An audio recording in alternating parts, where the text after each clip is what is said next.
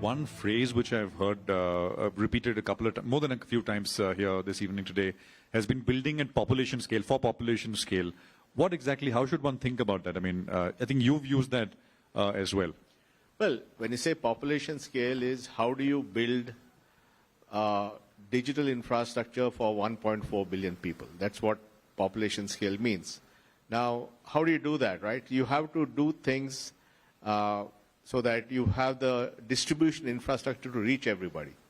Now, if you take Aadhaar, we had 35,000 enrollment stations. We did 50 enrollments per day.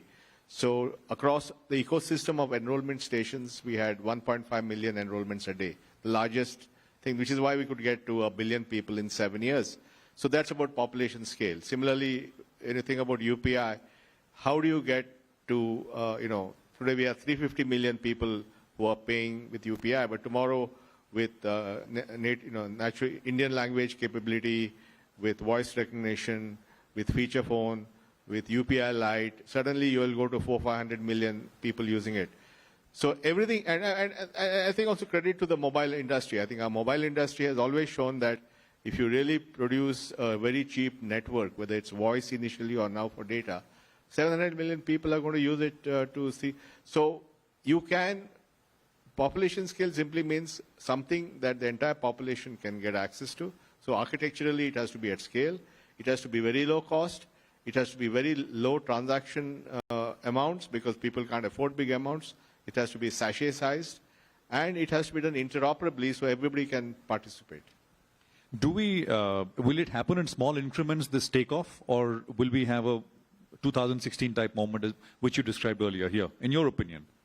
No, I think we are already seeing, again, I don't want to steal Koshi's thunder, but they already have thousands of transactions happening on ONDC. And Namayatri, which has been a sleeper success, is doing 80,000 transactions a day. That's non-trivial. I mean, 80,000 transactions in Bangalore is as big as anybody else. And they've done it without spending millions on marketing. It's just by word of mouth. The auto rickshaw driver has become the biggest salesman because he's getting the full benefit. So, so new market models are emerging. So I think many of the ideas here will have that kind of virality of growth because they're fundamentally so much more powerful than what exists. So I'm pretty confident that it'll happen fairly fast. Rajiv, discounts, right? I mean, that was one thing which got a lot of attention, I think, a year ago, maybe less than that, with ONDC, Zomato. I mean, there was a fair bit of discussion around it, whether this is only going to be viable if there are discounts, etc. involved. That's not the case anymore.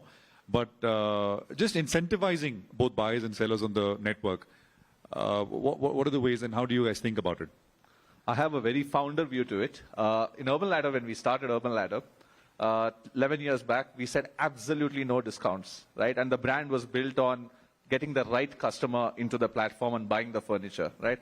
And even, of course, today, Urban Ladder is, of course, a different company. But I think the founders who use that understand that something is really basic and you need to incentivize. But outside of that, if there is at least an understanding of that there is a particular level that the buyer has reached in terms of understanding of a platform or a seller, you should generally avoid it, right? Because that requires a lot of money to flow in through someone. Now, kickstarting something, e-commerce would have never started if Flipkart or Amazon didn't offer those discounts, right? You wouldn't have had. But the moment those points at the cost of someone's capital have been reached, I think you should absolutely go and do it the right way. And today we believe that given the last year of whatever has happened, there is a point and a seminal point in the ONDC network where you need very good solutions, right? You need someone to take care of, great logistic service. Otherwise, if I buy something there and, it's not serviced properly, then I'm not going to get a great experience. Then I won't come back. So I think it has gone beyond that today. As long as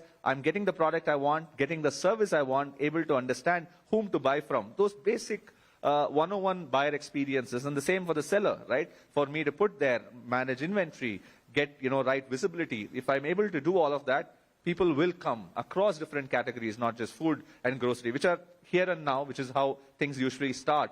But you can do it across fashion, and now the innovation layer has to be built, right? Whether that's voice, whether that's digitizing a bunch of products in a store, a lot of those innovations will come.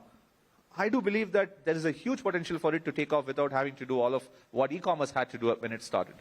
Mr. Nilekani, would you agree with that? Oh yeah, yeah. I think the one of the reasons for the rapid takeoff is the behavior change already happened. Right? You're already used to buying online or ordering an auto or a car and all. So you can just transfer that behavior change onto these platforms. So in some sense, this is a second generation way of making e-commerce happen. We've got lots of founders here, as both Rajiv and Nitin were talking about. If you had to give them, what advice would you give them to build on ONDC? What should they take away, really? Well, first of all, I think genuinely innovative ideas which make a difference to customers. I mean, ultimately, it's about creating value. But I think, in general, all business is a marathon, not a sprint. It's about playing for the long haul and building great companies. So that's what I hope will happen out here. Nitin, you were telling me earlier about a payments company, right? I mean, which is the Switch, as you described it. I don't know if you want to talk about it, but I thought that was a great example of a company which is already... Ploch? Ploch. Yeah. I think Manoj is in the audience somewhere. So as most people in the audience recognize by now, the general framework for ONDC and similarly on maybe other applications on backend will be, there's a seller side, a buyer side, seller app, buyer app, and then infrastructure in between. And what Ploch is we believe right now, one of the first movers, a leader in this space of creating those building blocks, those picks and shovels, right? Node management. So seller apps, buyer apps will need to have nodes. Now the infrastructure is open source and it's certainly meant to be that way. But large organizations will probably still be helped by a party in the middle that helps them understand node infrastructure, node to node payments, and specific things like reconciliations. So that's what Ploch is doing, and the founding team actually is a great example of a team that has been, so some founders here may have been in e-commerce earlier, and some may not be. Some of you may have been mobility, some not. But I think that's a good example of a team that has built and really understood the e-commerce stack for many years with Craftsvilla. And now they've, before we found them, they had taken a jump into the ONDC infrastructure. They were already building this. So we're very proud and optimistic about them. And you've written them a check, is what you... Yes, we have. It's public, yes. Okay.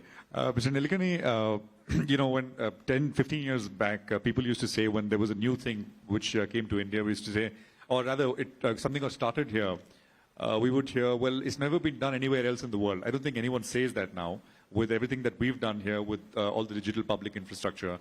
Do you think ONDC and the Beckon protocol, they have, use cases outside India, they can sort of, cross borders and be applied elsewhere as well?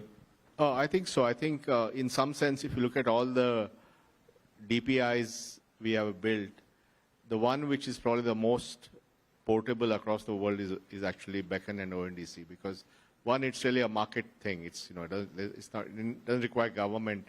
It can be anybody can pick it up. The second thing is that it's a felt need everywhere else. Everybody wants to reorganize their resources using this kind of infrastructure. And I think, I believe, again, I don't know whether they'll talk about it in the panel, but there is a lot of global interest in this architecture.